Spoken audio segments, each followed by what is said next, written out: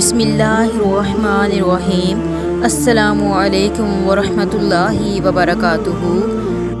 ہمارے چینل کا نام ہے ہمارا اسلام اور مسلمان۔ آج کا واقعہ ہے حضور نبی کریم صلی اللہ علیہ وآلہ وسلم اور ایک نبینہ آدمی۔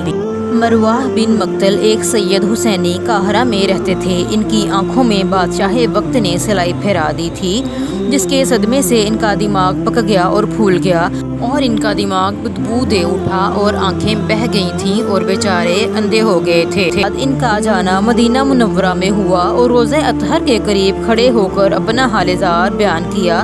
جب سوئے تو خواب میں حضرت محمد صلی اللہ علیہ وآلہ وسلم تشریف لائے اور ان کی آنکھوں پر اپنا دست مبارک پھیرا۔ بیدار ہوئے تو آنکھیں بالکل درست تھیں۔ تمام مدینہ میں اس بات کا شہرہ ہو گیا۔ جب قاہرہ واپس آئے تو بادشاہ نے ان کی آنکھوں کو درست پا کر بہت ناراض ہوا اور سمجھا کہ جلادوں نے جھوٹ بولا ہے اور ان کی آنکھیں پھوڑی ہی نہیں تھیں۔ جب لوگوں نے بتایا کہ مدینہ منورہ تک یہ اندھے تھے اور وہاں پہنچ کر یہ واقعہ ہوا، تب بادشاہ کا غصہ ٹھنڈا ہوا اور وہ نادم ہوا۔